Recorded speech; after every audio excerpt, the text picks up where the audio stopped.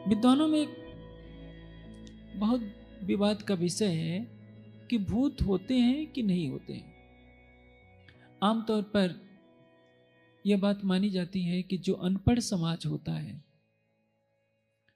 वो भूत प्रेत की ज़्यादा बातें करता है और विशेषकर इसकी शिकार बहनें हुआ करती हैं। किसी को कह दीजिए कि भूत है तो लोग डर जाते हैं और जितनी बातें कही जाती हैं समझिए उसमें 90-95% तो झूठ ही होता है। एक ने भय बैठा दिया कि उस पेड़ पर भूत रहता है तो लोग डर के मारे कोई नहीं जाते। भूत क्या है इसके बारे में एक सामान्य सी बात है समझने की।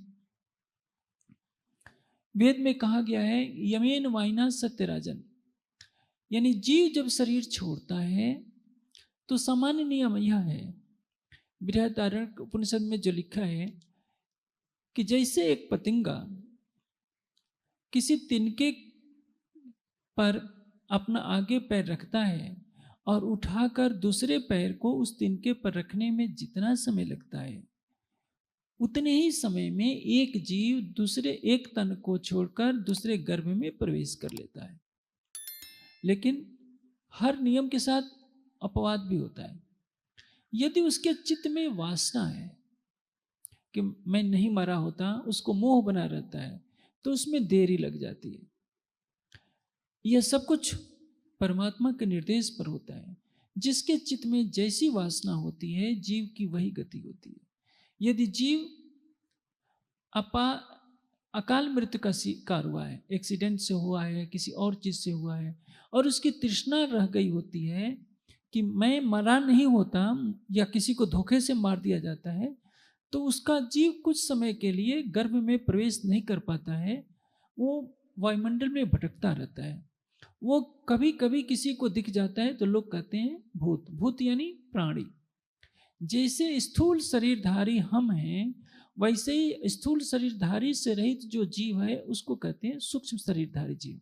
यानी भूत का अर्थ प्राणी ही होता है। किस योनि में किस जीव को जाना है, कहाँ जाना है, ये उसके कर्मों के अनुसार, उसके चित्त की वासना के अनुसार, राज्य के निर्देश पर निर्भर करता है। इसलिए कभी किसी भूत से डरने की आवश्यकता नहीं होती है। कोई योगी कभी भूत प्रेतों से डरता नहीं है और तांत्रिक क्रियाओं का कभी भी किसी योगी महात्मा पर असर नहीं पड़ता है। असर किस पर पड़ता है?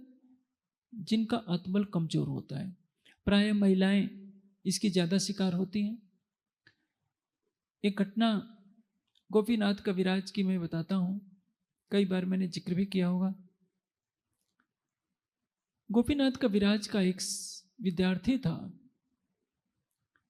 आप जानते हैं गोपीनाथ कविराज बनारस के रहने वाले थे। उन्होंने पूरा पुस्तकालय ही पढ़ डाला था।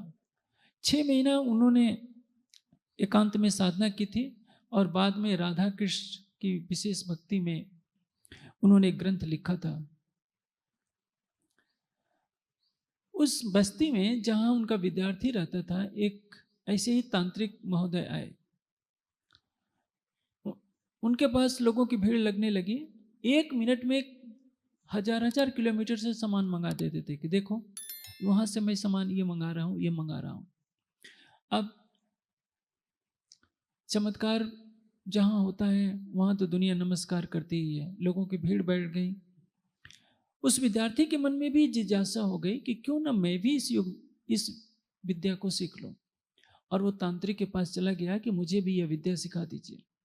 उसने मंत्र सिखा दिया कि तुम्हें रात को इसका पाठ करना होगा।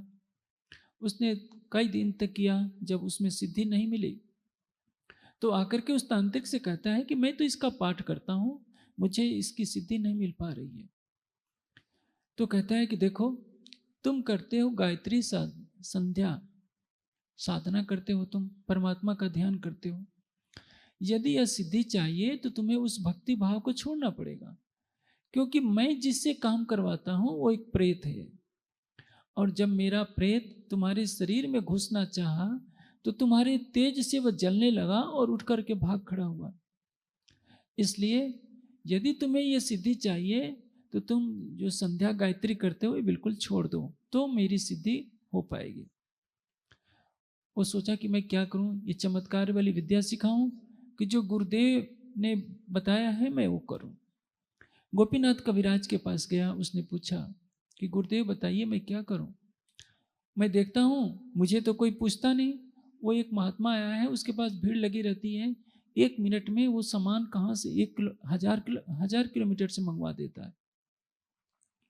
गोपीनाथ कविराज ने कहा कि देखो वो तांत्रिक है और तांत्रिक भूत प्रेतों की सिद्धि किए रहता है।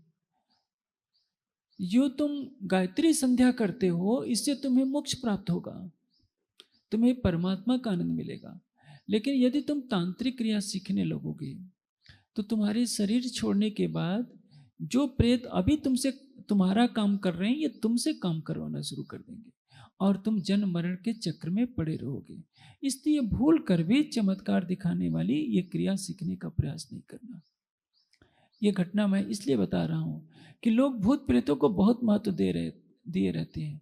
वो बेचारे तो अजानता बस माया की तृष्णा के कारण भटक रहे होते हैं और उनकी पूजा करने वाले भी वैसे ही भटका करते हैं। जो भूत प्रेतों को खुश करके उनकी सिद्धि करके जो धन मंगा लेते हैं, चमत्कार दिखा देते हैं, मरते समय उनको बहुत कष्ट होता है और मरने के बाद पुनः उन्हें भी भूत योनि का शिकार बनना पड़ता है। गीता में श्री कृष्ण कहते हैं भूतों की पूजा करने वाले किस योनि में जाएंगे? उन्हीं की योनि में, क्योंकि उन्होंने परमात्मा से अपना ध्यान हटा लिया। जो सच्चे हृदय से 10 मिनट भी परमात्मा का ध्यान करता है, उनका नाम लेता है, उसको कोई भी भूत प्रेत कोई बाधा नहीं पहुंचा सकता।